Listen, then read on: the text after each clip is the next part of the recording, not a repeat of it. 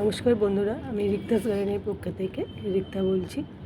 দেখুন বন্ধুরা, এটা পর্তুলিকা গাছ। এই পর্তুলিকা গাছে এটা একটি পর্তুলিকা, একে মশরসও বলে। তো আজকে আমি একে খাবার দেবো। তো কী খাবার দেবো? তো আজকে আমি একে পেঁয়াজ ভিজানোর জল দেবো। 24 ঘন্টা আমি ভিজিয়ে রেখেছিলাম। এই পর্তুলিকা গাছে যেসব ফুলগুলো ফুটে আছে,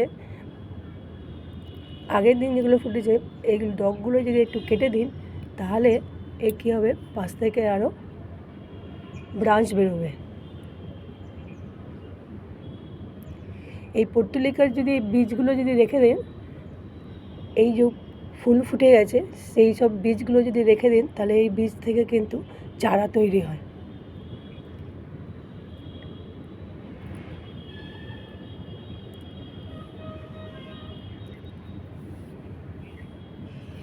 এও একটা পার্সলে গাছ। তো একে দুজনে এই গাছ, আমার কিন্তু বেশি গাছ নেই, এই কটা গাছ আছে। এই গাছগুলোকে আমি আজকে এই পেঁয়াজ ভিজানোর জল দেব। তো প্রথমে আমি এই পেঁয়াজ ভিজানো জলটায় খোসাটায় ছেঁকে নেব।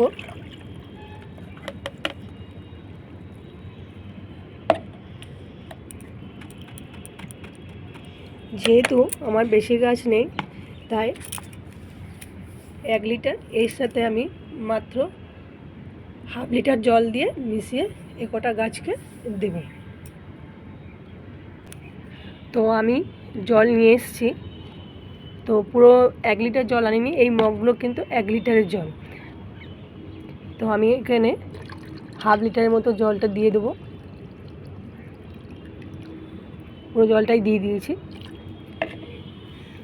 বন্ধুরা, এই গাছগুলোকে যত আপনারা পরিষ্কার রাখবেন, তত দেখতে সৌন্দর্য লাগবে। যেসব ফুলগুলো ফুটে গেছে সেই সব ফুলগুলোকে যদি কেটে দেন, তাহলে দেখতেও সৌন্দর্য লাগবে আর ভালোও লাগবে।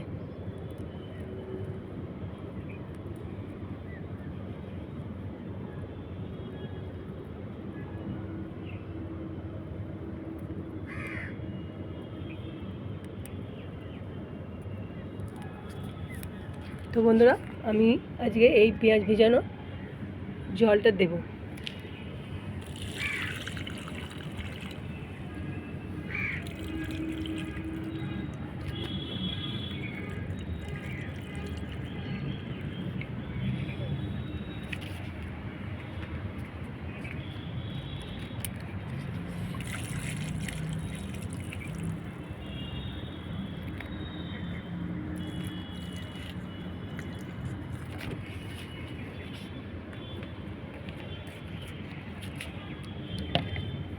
তো বন্ধুরা, ভালো লাগলে লাইক করবেন, শেয়ার করবেন, কমেন্ট করবেন। ভালো থাকবেন, সুস্থ থাকবেন।